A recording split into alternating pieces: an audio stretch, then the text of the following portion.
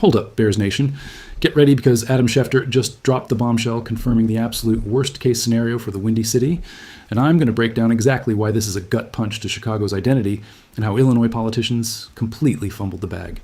But it's not all doom and gloom because Ben Johnson is absolutely buzzing about Colston Loveland, the tight end who's about to explode, and I'm going to reveal the 3 reasons why this kid is going to be every opposing defense's worst nightmare. And to cap it all off with a bang, the news we've all been waiting for. Darnell Wright is on the verge of signing his contract extension, and I'm going to tell you why this move is the absolute key to protecting Caleb Williams and securing the future of our offense. Okay, fam, I need you to stop everything. The podcast, the scrolling, whatever you're doing, and listen to me for the next few minutes, because what's happening today in Illinois is, no exaggeration, one of the most important days in the modern history of the Chicago Bears. It's not a playoff game. It's not a draft. It's something more permanent than all of that. It's the decision of where this franchise is going to live for the next 50 years. And the answer, according to Adam Schefter, is outside of Illinois. Listen to this, because it's crucial. Schefter, the guy who's rarely wrong, the one who has the pulse of the league in the palm of his hand, received a text from one of his sources that said, and I quote verbatim, "Yeah, it is. It's not a bluff. There's more work to do, but barring anything strange, it's a done deal." And then the phrase that's going to hurt all of us Windy City fans, the one that's going to leave a bitter taste in our mouths. Illinois fed it up. The politics are unbelievable in that state. This isn't a game, people. This isn't Ryan Poles trying to pressure Illinois politicians into giving him what he wants. This is real. The Bears Board of Directors has already voted to move forward with the Hammond project. The mayor of Hammond is giving interviews, not like a local politician seeking attention, but like someone who already has a deal in hand. The Bears are actively working to move the entire organization there. If this were a bluff, it would be the most expensive and elaborate bluff in NFL history. And no, the McCaskies aren't known for spending money like that on a negotiation strategy. This is a real investment with a real commitment. Many of us, and I include myself, have been in denial. We've thought it can't be, that the Bears are from Chicago, that Soldier Field is our historic home. And yes, it's true. The emotional connection to Soldier Field is undeniable. It doesn't have the same level of nostalgia as Wrigley Field. It doesn't have the same mystique as Old Comiskey Park, but it's our home. It's where Walter Payton ran, where the '85 Bears made history, where we've celebrated victories and mourned defeats. But the reality is that Illinois politics, and specifically Chicago politics, has been an insurmountable obstacle, an impassable barrier that has led the franchise to seek a new home. Schefter's source says it clearly. Illinois fed it up. And honestly, bro, we've seen it coming. The inability of this state's politicians to reach an agreement to offer the fiscal certainty the Bears need to build their own stadium with private funding has been shameful. They've prioritized their short-term political interests, their personal agendas, and their internal struggles over the long-term future of one of the country's most iconic sports franchises. They've played with the loyalty of a fan base that has endured decades of mediocrity, and now they're paying the price. And here's the part that hurts me the most as a fan, the one that makes my stomach churn. Who's to blame? Not the Bears. They presented a reasonable plan, bought their own land in Arlington Heights for $300 million, promised to put up most of the money themselves, $5 billion in total, and only asked for fiscal certainty to be able to finance the rest. But the city of Chicago, with Mayor Brandon Johnson at the helm, has refused to budge, demanding the Bears pay a debt that isn't theirs from the 2002 Soldier Field renovation. That debt, which is around $500 million, is the result of financial mismanagement by the city, not by the Bears. And now they want the Bears to assume that loss is a condition for letting them build in another municipality. That's not negotiation. That's extortion disguised as politics. It's blatant blackmail. So, fam, even though it hurts, we have to start coming to terms with it. The Bears are moving to Indiana.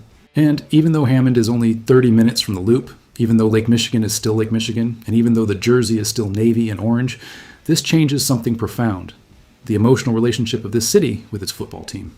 Chicago is a city of neighborhoods, of strong local identity. The Bears have been a part of that identity for decades. Moving them across the state line, even if it's geographically close, creates a psychological distance that will take years to process. Fans from the south side, the north side, from the historic neighborhoods that have been going to Soldier Field for generations are going to feel that, and they're going to be right to feel it. It's an institutional tragedy, and the responsibility lies directly with the political class of Illinois. My personal opinion, and this is something I've been chewing on for weeks, is that this decision was already made a long time ago. The Bears are not an organization that makes decisions lightly. They've invested millions of dollars and years of effort into the Arlington Heights project. If they had even a glimmer of hope that Illinois would get its act together, they would have waited. But the reality is that the politics of this state are a swamp, a quagmire where projects drown in bureaucracy and personal interests. And let's not kid ourselves, the Indiana proposal is attractive to the Bears. In Hammond, they wouldn't be building from scratch like in Arlington Heights. They would be tenants of a stadium that would be built with public funding, approximately 60% of the total cost. The Bears would pay the same $2 billion they would pay out of their own pocket in Arlington Heights, but in exchange for that money in Hammond, they would get a lease agreement, no ownership, no long-term asset value. But the fact that many people don't mention is this. After 40 years, the Bears would own the facility in Hammond. That changes the calculus. It's not the same as being perpetual tenants.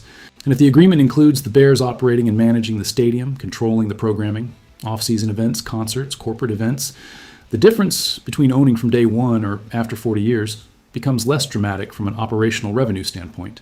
That said, there's a reality that no one can ignore. Hammond is in Indiana, not Illinois. And the proposed site, according to several reports, has environmental remediation challenges because it's an industrial area. Some reports suggest it might be partially a landfill, and that's not a minor detail. Building on contaminated land has remediation costs that can be enormous and unpredictable. That's the kind of risk that banks will also want to assess before committing. But here's the crucial difference between Indiana and Illinois right now. Indiana has an approved plan and a promise kept. Illinois has a political circus and a legislative session that expired without resolving anything. And that's why the Bears are leaving. It's not the end of the world, but it's a blow to the heart of Chicago's identity. And it's something we're going to feel for a long time. Bear down, always, but with a lump in our throats. Okay. After that news that left us all on edge, that made us question our faith in politics and the future of our franchise in this city, let's talk about something that does give us hope, that fills us with hype, that makes us believe in the bright future of the Bears on the field, Colston Loveland. This tight end bro is a beast, a unicorn, a force of nature, and Ben Johnson can't stop praising him. And when Johnson praises someone, you gotta listen, you gotta analyze every word, because the guy is a strategist, an offensive genius, and his words are not random. Loveland came to Chicago as the 10th overall pick in the 2025 draft. And from the very beginning, Johnson wanted him.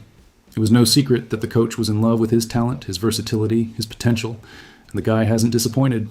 In his rookie season, he led the team in receptions with 58 and in receiving yards with 713. 713 yards as a rookie tight end. That's insane, fam. Not just anyone does that.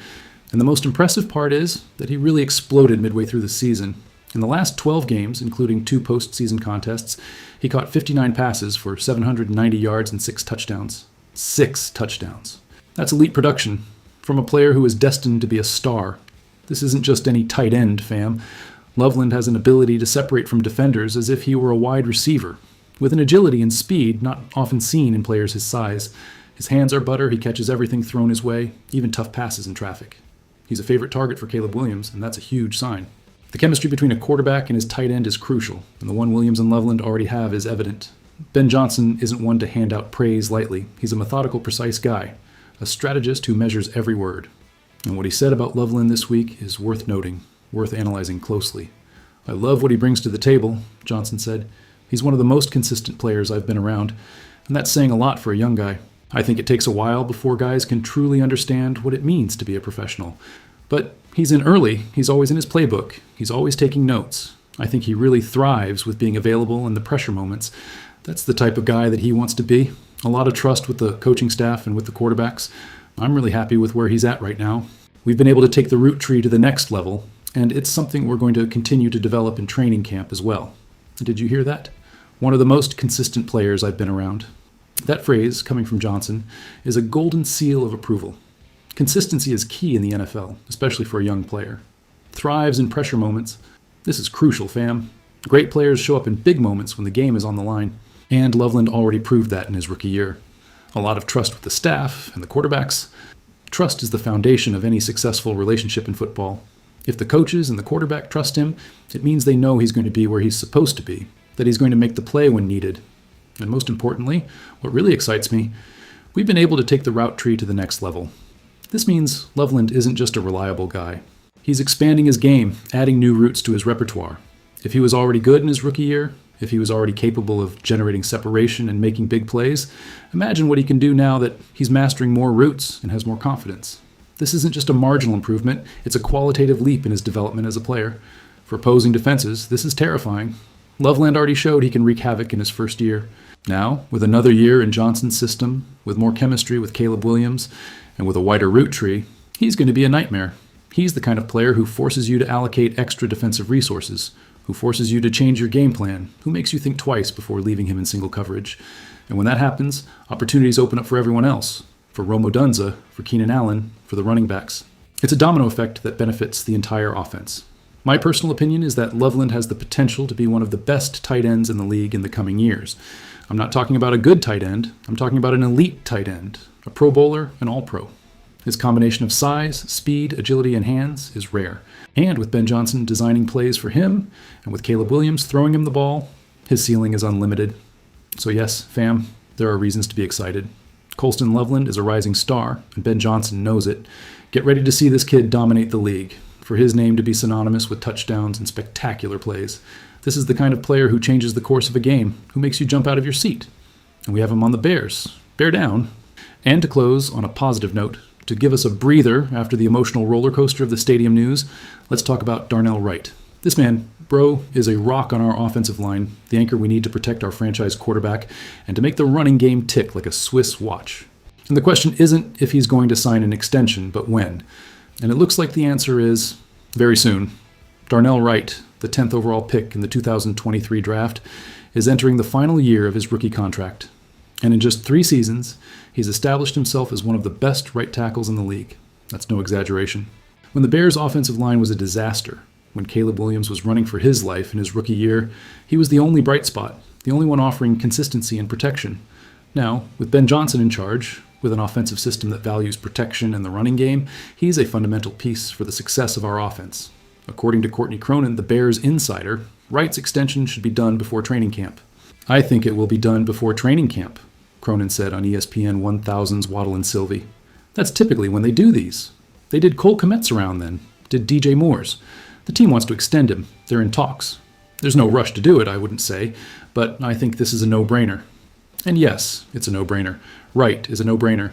He's a young, dominant player at his position and vital for protecting Caleb Williams and opening up holes for the running game. Ben Johnson knows how important it is to have a solid offensive line, a line that can win in the trenches, and he's not going to let a key piece like Wright walk away. His value is incalculable for this offense. Ryan Poles is a GM who thinks long-term. Securing Wright now before his value continues to rise and his price skyrockets even further is a smart move. It gives stability to the offensive line. It gives Caleb Williams the confidence that he has protection on his blind side, and it allows Poles to focus on other areas of the roster, like the defense or wide receivers. It's an investment that will pay off handsomely. My personal opinion is that this extension is one of the highest priorities for Ryan Poles. Wright is the kind of player you build an offensive line around.